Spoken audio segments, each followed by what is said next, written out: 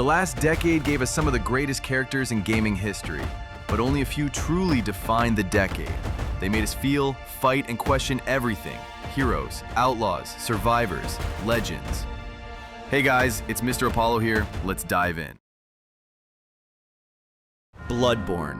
Released in 2015, developed by the legendary From Software and published by Sony Computer Entertainment, is a game that redefined gothic horror in the action RPG space.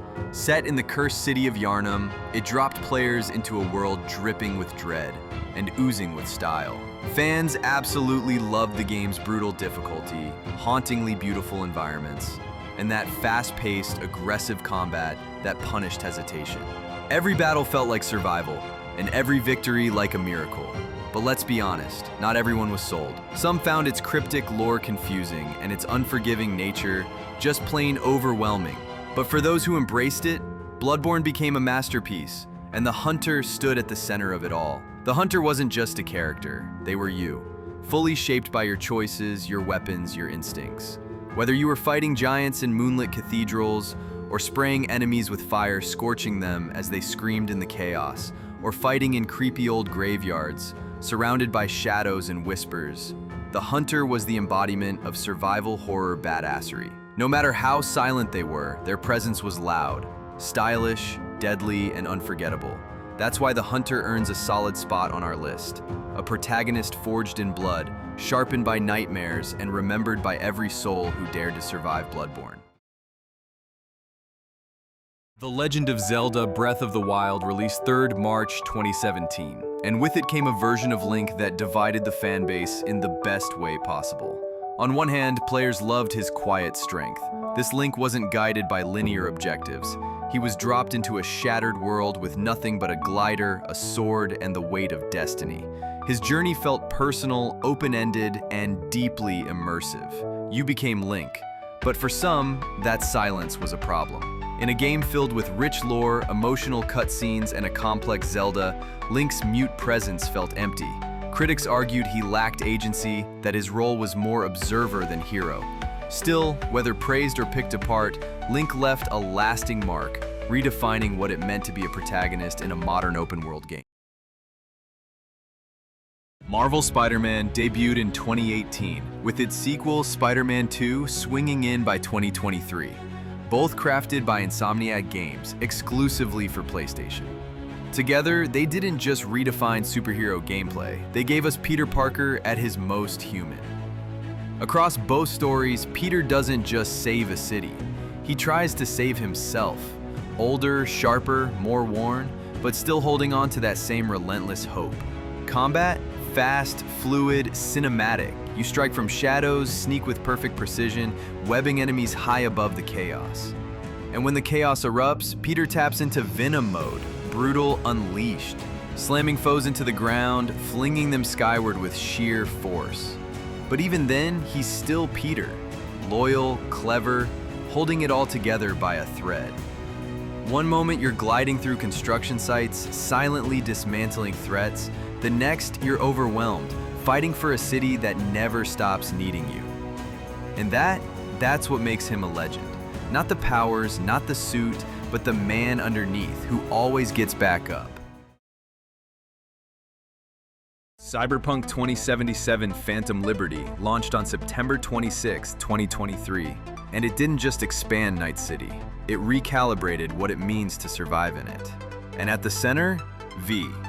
V's no polished poster child. They're raw, complicated, and constantly walking the line between survival and sacrifice. And that's exactly why fans connect. V doesn't fit into a mold, they break it.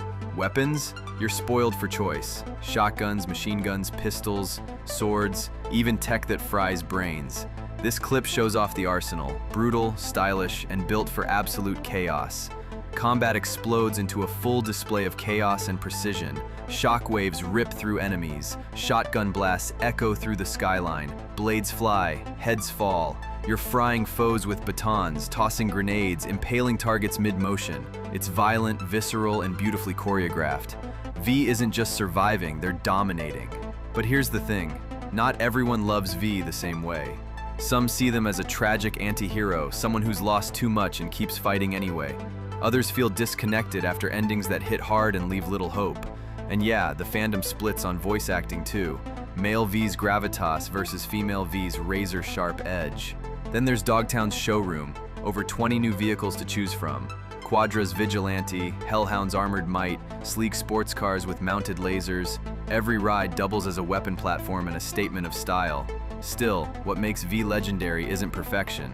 It's resilience, it's style, it's the way they keep going, even when the city chews them up and spits them out. Phantom Liberty doesn't just give you weapons or wheels.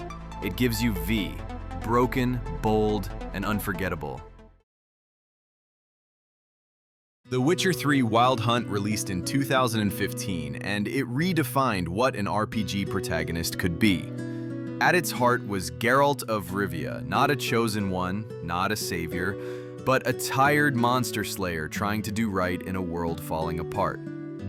Born in chaos, mutated by trial, and trained at Kaer Morhen, Geralt became a Witcher, a killer for coin. But beneath the steel and scars was a man chasing something deeper. Purpose, love, and maybe redemption. He didn't save kingdoms for glory. He saved people because no one else would. Players were drawn to his brutal honesty, his dry wit, and his unwavering loyalty, especially to Ciri, the daughter he never had but would risk everything to protect. And when the time came, he moved like a predator, blades slicing through armored giants, casting spells mid-fight, dodging death with surgical precision. But Geralt was never invincible. He bled, he lost, he questioned. Some called him cold or distant, but to fans he was real, flawed, principled, unforgettable. Geralt didn't ask to be a hero, but every choice he made left an echo in the world around him. And long after the Wild Hunt faded, his legend endured. Geralt wasn't a hero you controlled, he was a story you stepped into. Horizon Zero Dawn launched on February 28, 2017, and gave us a post-apocalyptic world unlike anything we'd seen before, where nature reclaimed the Earth and deadly machines roamed its wilds. At the center of it all stood Aloy, an outcast from birth, raised in isolation, yet driven by curiosity and defiance. She wasn't royalty or chosen by prophecy. She was smart, skilled, and stubborn, traits that helped her survive a world that had no place for her. Aloy's journey is one of self-discovery, tracing her origins while unraveling the mystery of a forgotten civilization and the technology that nearly destroyed it. Fans connected deeply with her independence, her quiet strength, and the emotional weight she carried without ever slowing down. Critics praised her as a strong, authentic lead, though some wanted even more complexity or growth across the sequel.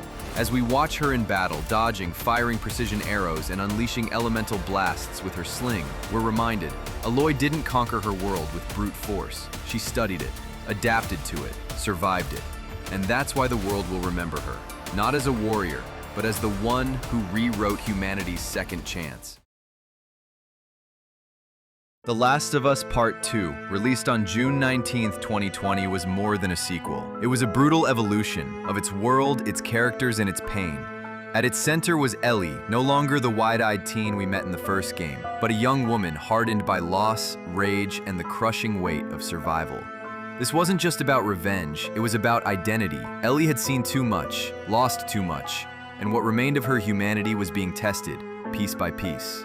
She was fierce, sharp, and capable of taking down enemies in total silence or head-on. With a switchblade in one hand and a bow in the other, she moved through Seattle with precision, driven by memory, fear, and fury. Fans admired her resilience, her ability to keep going when everything fell apart. They praised her complexity, her vulnerability, and her rage. But others struggled with the darkness of her journey, the choices she made, and what she lost in trying to make it all right. The brilliance of Ellie isn't just in how she fights, it's in what she fights for. Love, closure, justice, maybe even forgiveness. She was never the villain, never the hero. She was something messier, something real. And in the end, Ellie wasn't remembered for the battles she won, but for the parts of herself she gave up along the way. Ghost of Tsushima, released in July 17, 2020, dropped us into a land on fire. A samurai's home torn apart by Mongol invasion.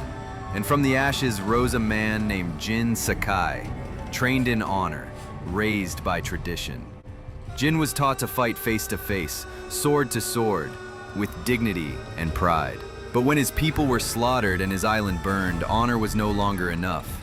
Jin had to become something else, a shadow, a ghost. He used stealth, smoke, and fear, tools his ancestors would have called dishonorable. But for Jin, saving Tsushima meant sacrificing who he was, piece by piece. Fans loved him, not just for his skill in battle, but for his transformation. The quiet storm inside him, the conflict between duty and survival, the moments of reflection, grief, and resolve that made him feel deeply human. Jin wasn't just a warrior, he was a man caught between two worlds, one dying, the other being born. And when the winds of Tsushima blew, they didn't just follow a samurai, they followed a legend. God of War returned on April 20th, 2018. Then came RAGNARÖK on November 9th, 2022. But this wasn't the same Kratos we once knew. Gone was the rage-fueled godslayer who tore Olympus apart. Now, we saw a father, grieving, guarded, trying to raise a son in a world he barely understood. He once drowned gods in blood and fire. Now he feared what his past might do to Atreus. That was the battle, not with monsters, but with himself. Fans loved this new Kratos, not just for his strength, but for his restraint, for his silence, for the weight he carried with every step, and the pain in every word he barely spoke. Critics praised the transformation. Bold, grounded, unforgettable. Some missed the chaos, but most embraced the man behind the god. He still held fury in his fists, but now he chose when to unleash it. This wasn't just a return, it was a resurrection. And in doing so, Kratos redefined what it means to be a god of war. Red Dead Redemption 2 launched on October 26, 2018, and gave us one of the most unforgettable protagonists in gaming history. Arthur Morgan, an outlaw, a gunslinger, a man torn between the life he was born into and the man he wanted to become. He wasn't chasing treasure or power, he was chasing redemption. Raised by Dutch, loyal to the Vanderlyn gang, Arthur lived hard and rode harder, until the cracks in their brotherhood began to show, and when they did, so did he. Behind the gruff voice and cold stare was a man of principle, honor, and heartbreaking depth. Fans didn't just play as Arthur, they became him. They felt every scar, every regret, every choice that couldn't be undone. Critics called him one of the greatest video game characters ever written, layered, raw, and unforgettable. He didn't wear a cape, he didn't need a crown. He just rode into the storm, did what he thought was right, and left the world wondering if just maybe an outlaw could be a good man after all.